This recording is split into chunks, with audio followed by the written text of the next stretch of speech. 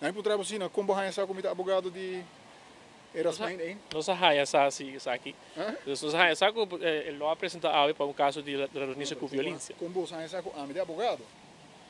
Ayer, mas vira abogado de pessoa que eu vou mencionar. 5 horas depois, prensa sacou a seu abogado. A mim não avisa prensa com seu abogado, sua família não avisa prensa com seu abogado.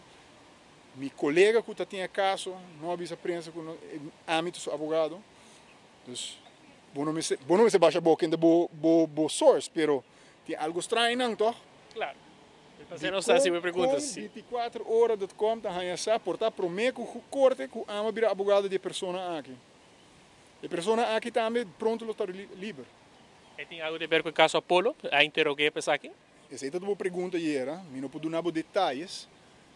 Tem a ver com Apolo, mas pronto lo está livre também. Se tá para mim. E tem nada a ver agora? Não tem nada a ver, não tem prova que tem a ver. Se o que tem é fase de detenção preventiva, fiscal me se apresentar prova que o meu cliente lo portem de a ver com é suspeito. Tudo o que não apresentar, não tem nada, então eu não quero que não tem algo outro que não vai apresentar, que vai cambiar minha opinião que me se queda detenido. O juiz comissário me se convencer.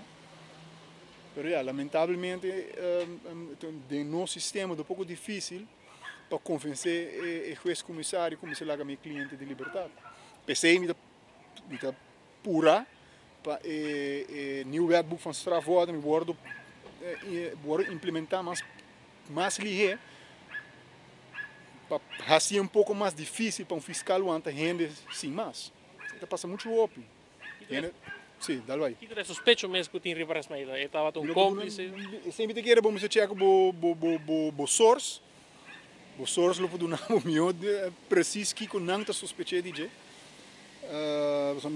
Mas nem você, a mim hope fastioso para dar informação do meu cliente. A mim dá que bem-estar do meu cliente, não me bem-estar para mostrar minha cara na imprensa.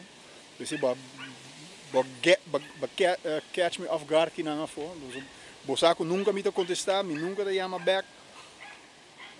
Dus no momento aqui me não pode dar detalhes que não está de caso, que não está na bem-estar do meu cliente.